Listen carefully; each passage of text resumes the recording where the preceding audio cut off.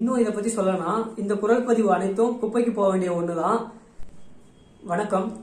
ஜூலை 8 விக்கிரவாண்டி இடைத்தேர்தல் தேர்தல் பரப்புரைக்கான கடைசி நாள் அன்று நாம் தமிழர் கட்சி சார்பா பொதுக்கூட்டம் மற்றும் வாகன பரப்புரை இரண்டுமே நடந்தது.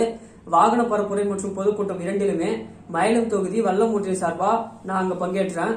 பொதுக்கூட்டம் பாத்தீங்கன்னா விக்கிரவாண்டி தொகுதிக்கு உட்பட்ட ஒரத்தூர் கிராமத்துலதான் நாம் தமிழர் கட்சி சார்பா அன்னைக்கு அங்க ஒரு பொதுக்கூட்டம் நடைபெற்றது.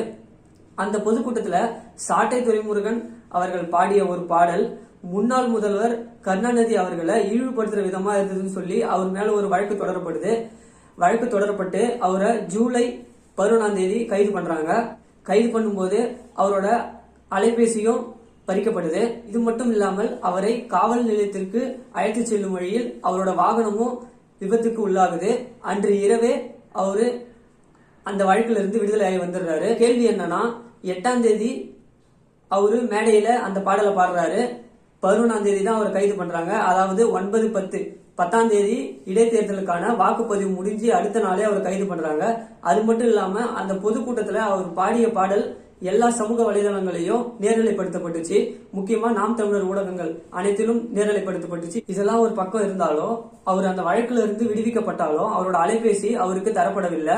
இதனால என்னாச்சுன்னா அவர் அலைபேசியில் இருந்ததா சொல்லி நிறைய குரல் பதிவுகள் ஒட்டப்பட்டு ஏஐ தொழில்நுட்பம் மூலம் எடிட் செய்யப்பட்டு சமூக வலைதளங்கள்ல பரவ ஆரம்பிச்சிச்சு.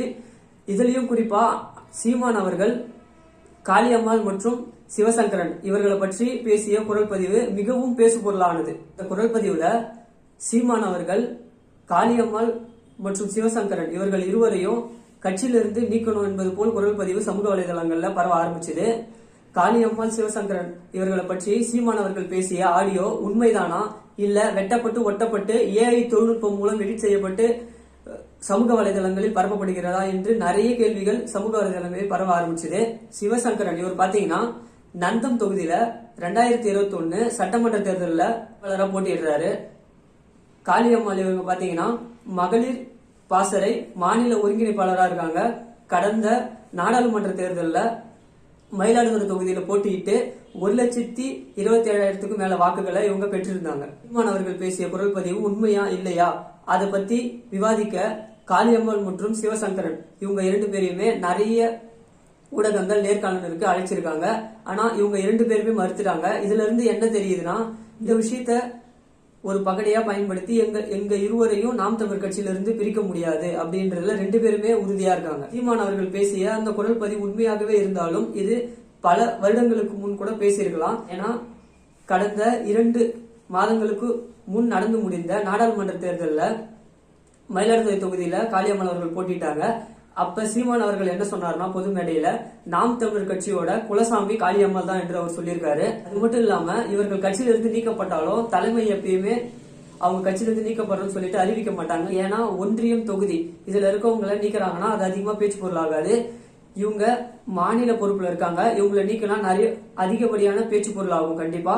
அதனால தலைமை இதை ஒருபொழுதும் செய்யாது. அப்படி அது நடக்க போகிறது என்றால் அவர்களுக்கும் தலைமைக்கும் மற்றும் நாம் தமிழர் கட்சி பொறுப்பாளர்களுக்கு இடையே உள்ள தொடர்பு அனைத்தும் துண்டிக்கப்படும்.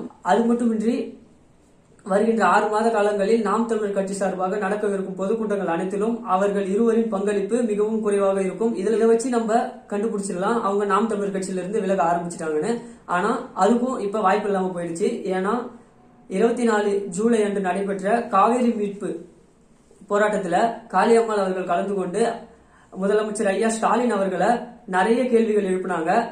அந்த கேள்விகள் அனைத்தும் ஊடகங்களை நேரலைப்படுத்தப்பட்டது. அந்த நேரலையில நாம் தமிழர் கட்சி சார்ந்த உறவுகள் நிறைய கருத்துக்களை பதிவிட்டாங்க. அந்த கருத்துக்கள்ல பாத்தீங்கன்னா ஒருத்தவர் நீங்க என்ன நடந்தாலும் நாம் தமிழர் கட்சி விட்டு போயிடாதீங்க, தம்பிங்க நாங்க உங்ககிட்ட இருப்போம், கண்டிப்பா தம்பிங்க உங்க கூட தான் இருப்போம் அப்படின்னு சொல்லிட்டோம் நிறைய கருத்துக்களும் பதிவு செய்ய ஆரம்பிச்சாங்க. இப்படி எவ்வளவுதான் குரல் பதிவு சமூக வலைதளங்கள்ல எடிட் செய்யப்பட்டு ஏழை தொழில்நுட்பம் கொண்டு பரப்பப்பட்டாலோ இதனால நாம் தமிழர் கட்சிக்கான வெற்றியை ஒரு துளி அளவு கூட கண்டிப்பா தடுத்து நிறுத்த முடியாது. இதுதான் நம்பக்கூடிய ஒரு உண்மை. இந்த ஆடியோலாம் 1 வார காலங்கள் கூட தாங்காது. ஏன்னா இதை விட நிறைய நாம் தமிழர் கட்சி கடந்து வந்துடுச்சு. இன்னும் இதை பத்தி சொல்லணும்னா இந்த குரல் பதிவு அனைத்தும் குப்பைக்கு போக வேண்டிய ஒண்ணுதான். என்னதான் நடந்தாலும் என்னோட வாக்கு தலைவர் பிரபாகரன் அவர்களின் கொள்கையை முன்னெடுத்து நடத்துற நாம் தமிழர் கட்சிக்கு தான் என்பதில் சிறிதும் மாற்றம் இல்லாமல் நாம் தமிழர்கள் உள்ளன.